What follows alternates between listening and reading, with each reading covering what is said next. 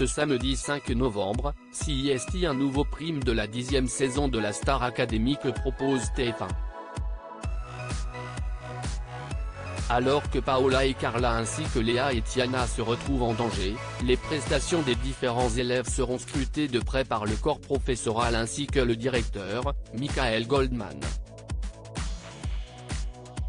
Cette année, pour le grand retour du programme, CIST en effet le fils de Jean-Jacques Goldman qui gère le château.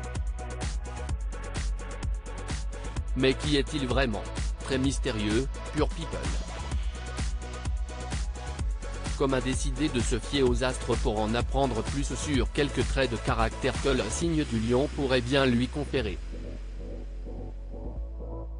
Né un 24 juillet, Michael Goldman est lion, de signe astrologique. Un soleil en lion qui lui donne un point commun avec Ben Affleck, ou encore Clovis Cornillac et Roger Federer. L'homme lion est un rêveur idéaliste. Il a une bonne opinion de lui-même, ce qui peut parfois agacer. En parfait lion qu'il est, Michael Goldman assume ses idées et lorsqu'il a dit ce qu'il pensait de Julien, lors du dernier prime, ses critiques ont été mal prises par le public qui l'a hué. Mais le natif du lion ne cherche en réalité qu'à bien faire, car il est très exigeant envers lui-même.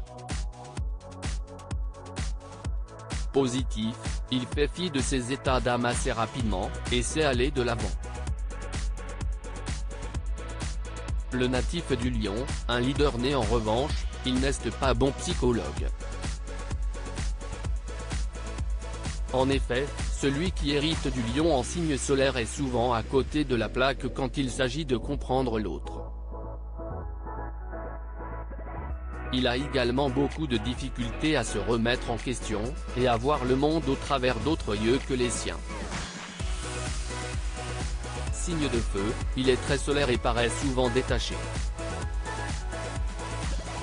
Deux critères qui semblent matcher avec la personnalité que renvoie Michael Goldman. Leader né, CIST ainsi qu'il est souvent décrit. Et dans la Star Academy, le fils de Jean-Jacques Goldman s'est naturellement saisi de la place de directeur. Il est décrit comme ambitieux, charismatique et déterminé, et dans sa vie professionnelle, Michael Goldman a prouvé à plusieurs reprises posséder ces qualités.